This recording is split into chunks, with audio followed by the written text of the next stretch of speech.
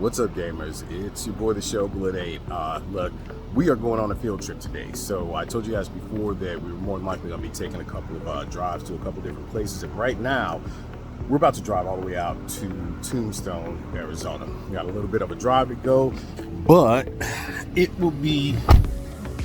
should be a good time.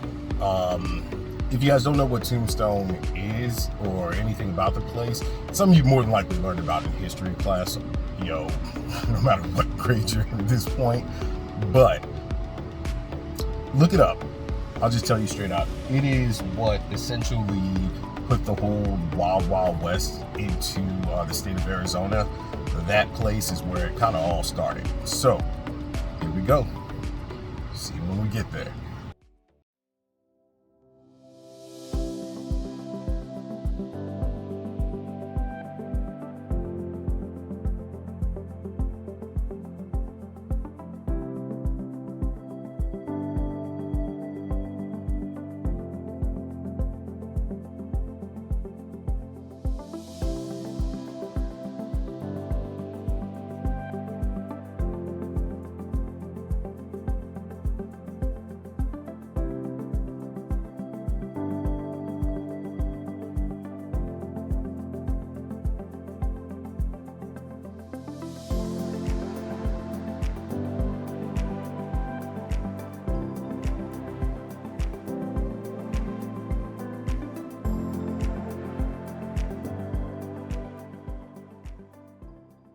All right, we made it. That drive was something else, but we are here and well,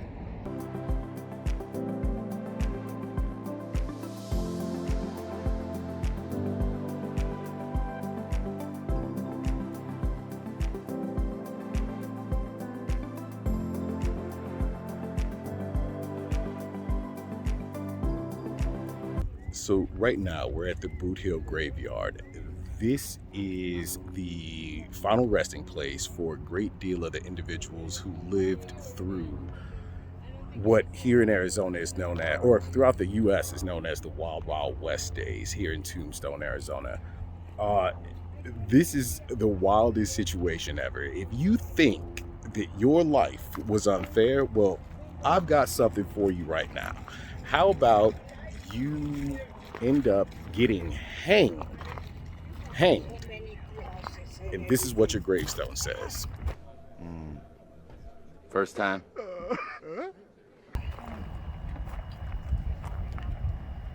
Here lies George Johnson, hanged by mistake, 1882. He was right, we was wrong, but we strung him up, and now he's gone. Yeah. So imagine the fact that he was hanged because he was actually accused of stealing a horse that he did not steal.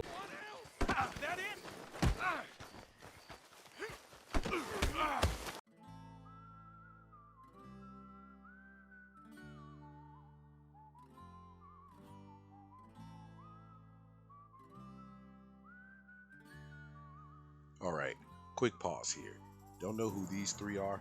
Well, Billy Clanton, Tom McClowry, and Frank McClowry all died in about 30 seconds on the streets of Tombstone when they had a very historic gunfight at the OK Corral, which you might remember in a much longer sequence in a certain movie. But yeah, so these three actually were gunned down in the streets, and by chance, it just so happened that the sheriff that was there at the moment actually arrested Wyatt Earp, his brothers, and of course Doc Holliday, which they were then forced to stand trial for the actual murders of the three. But it was actually overturned by the judge, who actually deemed it to be an actual justified homicide. Now, this guy here, John Heath, it said he was taken from a county jail and lynched by a Bisbee mob back in February 22nd of 1884. The whole reason for it was that he had planned the robbery. He had said to have been the one that planned a specific robbery, And let's just say that he was hanged from a telegraph pole a short distance from the courthouse itself. Think about that. Yeah, those things called telegraphs, they actually existed. Yeah, they didn't have phones back in the day. No, I'm just joking. But it's not a place to be joking. Damn it. But anyway, that is something else right there. You weren't even given the ability to stand trial. They took it to the extreme back in the day. It was like, all right, we're going to deal with this. I know time and money that needs to be wasted. Let's just get this man. Drop him. Like to have everybody's attention for a moment. I do believe we have had a series of major misunderstandings this evening. I'd like to take a minute to clear a few of them up.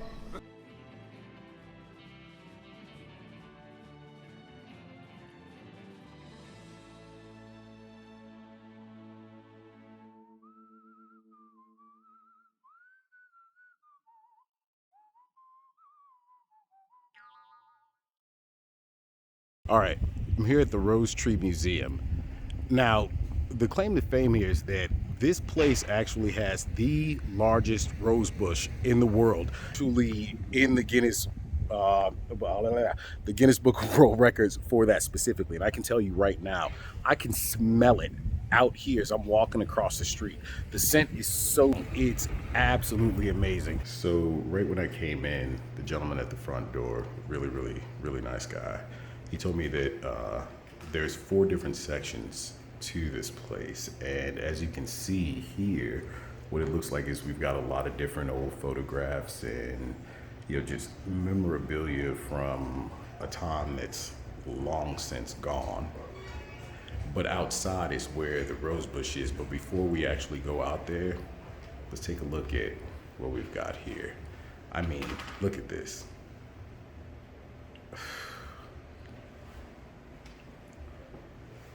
American model Smith & Wesson, one of the types of guns that was used by Wyatt Earp.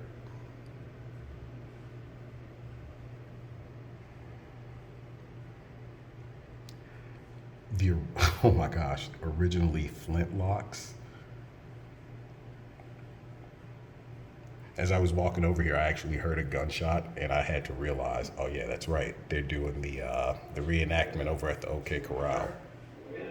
This is something else here. I mean, honestly, a huge part of American history right here. I mean, it's literally the way that what's the saying they have? The way the West was won. This was the way that the Southwest was built.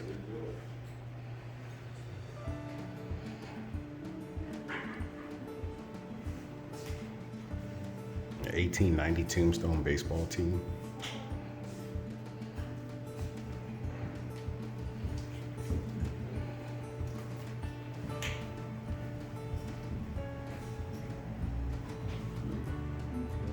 Yes, that is exactly what you think it says. The Chinese petition to allow opium smoking in Tombstone, written in 1884. If you ever wondered about the history of Arizona, Tombstone as a whole, the U.S., gunslingers, the Chinese are a huge part of the way that the South was built.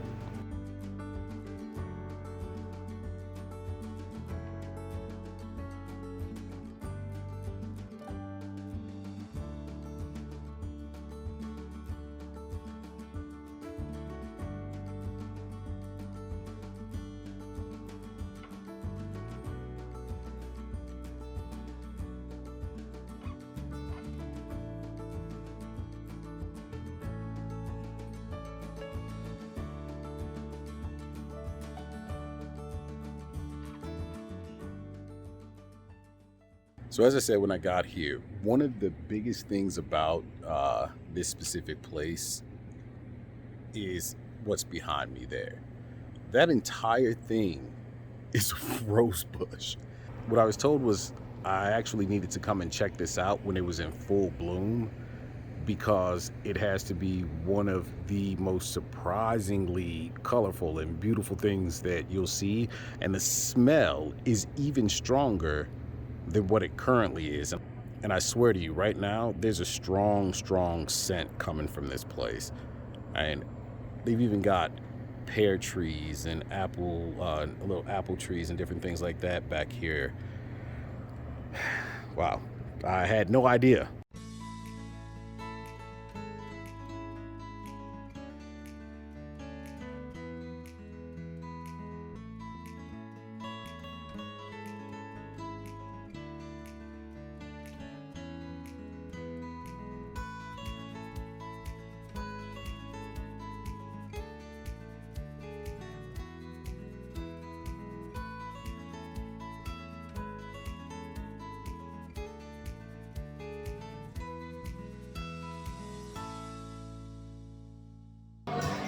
All right, you guys probably can't hear me at all in here, but yeah, I think I like this place.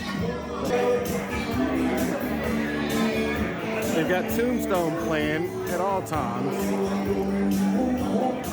Fantastic bar, bright, colorful. All right, so I just left Big Nose Kate's, which is a well-known saloon out here.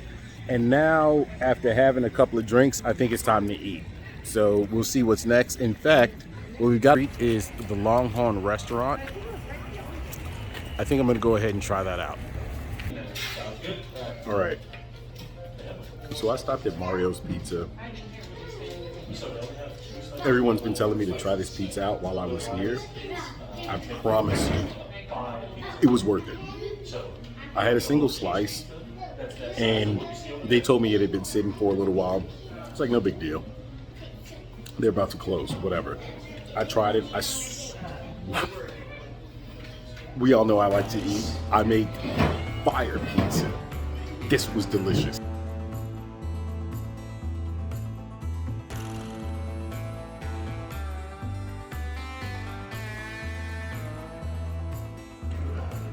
So one of the last places I'm going to stop here is the legendary Birdcage Theater. From what I understand, this is actually one of the last that's actually left here that is the original building from the 1800s. It's also the place where they do a lot of ghost tours. So yeah, I think I'm going to have to check this one out. 3 or 4 stairs, you're going to notice they're worn up the thickness of a poker chip. That'll tell you the amount of traffic going up and down those stairs on a daily, nightly basis. Now to get up those stairs, those cowboys had to ante up $25. In today's money, that's $650. But they paid it, and they scrambled up those stairs as fast as they could to one of the 14 cribs upstairs where their favorite ladies were staying. We've got 7 on the right of the building, 7 on the left, connected by this overhead walkway where the ladies would greet the cowboys. That's championship simping. Now the bar and the back bar up here are both original to the building, both built out of Pittsburgh, Pennsylvania. Railroad refused to ship it to us though because it wouldn't ensure that those diamond dust mirrors out of France, and those are still the original mirrors, would get to us in one piece.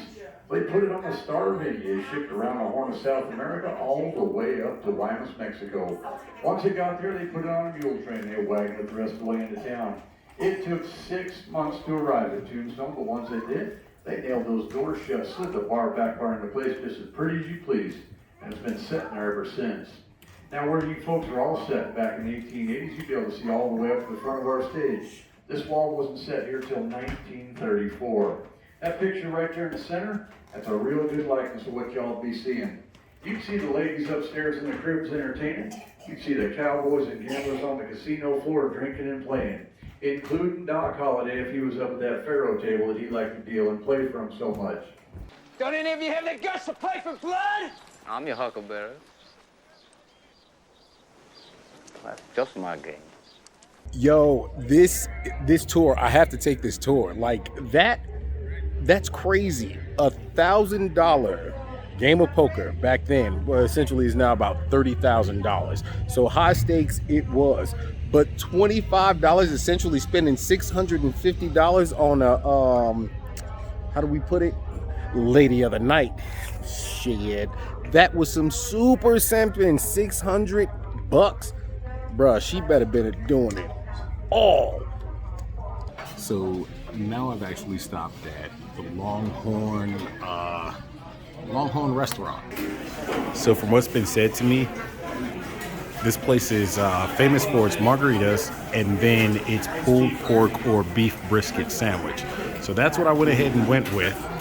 Let's go ahead and check this out real quick. I mean, jeez, a margarita is not a drink that I would normally get, but it's tequila. Can you really go wrong with tequila? Hell no.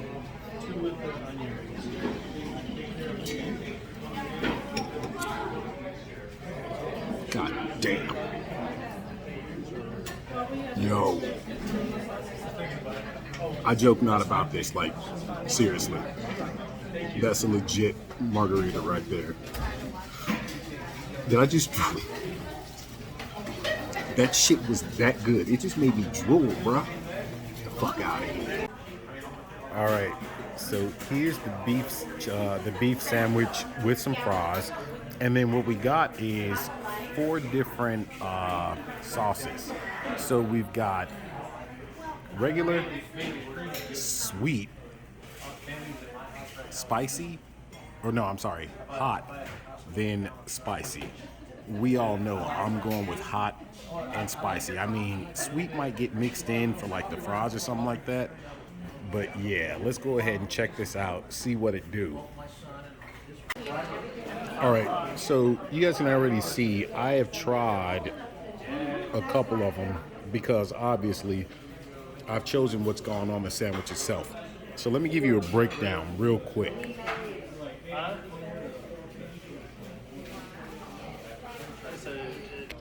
So I'll say that what they consider to be spicy, which was that bad boy there, that one, it's a mustard base. You can tell. And it almost still has a sweet kind of a tinge to it. It's good. I'm not gonna lie about it. But yeah, it's a mustard base, and it reminds me a lot of like a spicy mustard from a Chinese restaurant. Now, the other one,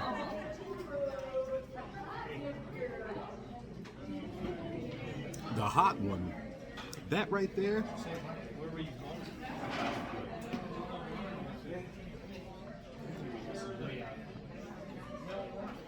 it's like chipotle or adobo that's actually added to it.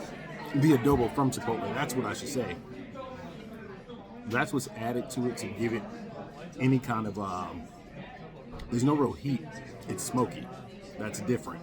But with the sweet ones, both of the sweet ones are good. One's a honey base. I'm sorry, the yellow one, it has to be a honey and possibly molasses base.